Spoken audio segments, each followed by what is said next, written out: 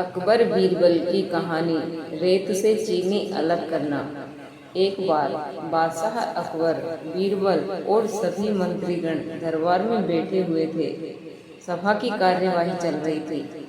एक एक करके राज्य के लोग अपनी समस्या लेकर दरबार में आ रहे थे। इसी बीच वहां एक व्यक्ति दरबार में पहुंचा। उसके हाथ में एक मर्तबान था। सभी उस मर्तबान की ओर देख रहे थे। तभी अकबर ने उस व्यक्ति से पूछा, क्या है इस मर्तबान में? उसने कहा, महाराज, इसमें चीनी और रेत का मिश्रण है। अकबर ने फिर पूछा, किस लिए? अब दरबारी ने कहा, गलती माफ हो महाराज, लेकिन मैंने बीरबल की बुद्धिमत्ता के कई किस्से सुने हैं। मैं उनकी परीक्षा लेना चाहता हूँ। मैं यह चाहता हूँ कि बीरबल इस रेत में से बिना पानी का इस्तेमाल किए चीनी का एक एक दाना अलग कर दे। अब सभी हैरानी से बीरबल की ओर देखने लगे।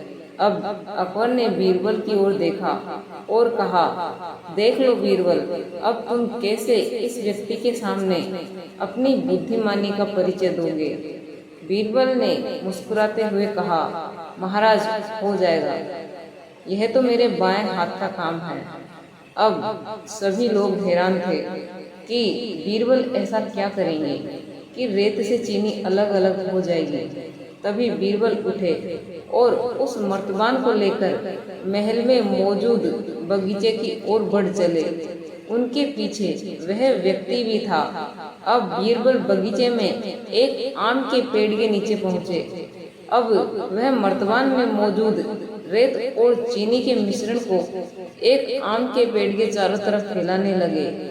तभी उस व्यक्ति ने पूछा, अरे ये क्या कर रहे हो? इस पर बीरबल ने कहा, ये आपको कल पता चलेगा। इसके बाद दोनों महल में वापस आ गए। अब सभी को कल सुबह का इंतजार था। अगली सुबह जब दरबार लगा तो अकबर और सारे मंत्री एक साथ बगीचे में पहुंचे। साथ में बीरबल और रेत व चीनी का मिश्रण लाने वाला व्यक्ति भी था। सभी आम के पेड़ के पास पहुंच गए। सभी ने देखा कि अब वहां सिर्फ रेत पड़ी हुई है। दरअसल रेत में मौजूद चीनी को चींटियों ने निकालकर अपने बिल में इकट्ठा कर लिया था और बची खुची चीनी को कुछ चींटियां उठाकर अपने बिल में ले जा रही थी।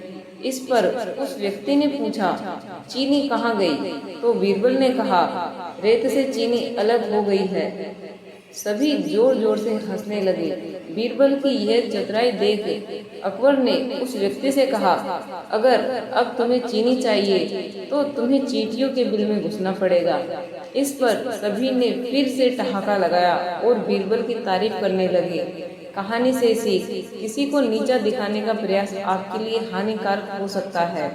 तो फ्रेंड्स, कैसी लगी मेरी ये कहानी? यदि पसंद आई हो तो वीडियो को लाइक और ज़्यादा से ज़्यादा शेयर करें और ऐसे ही अकबर बीरबल की रोचक कहानियाँ जानने के लिए हमारे चैनल को सब्सक्राइब कर लें। वीडियो को अंत तक देखने के लिए धन्यवाद।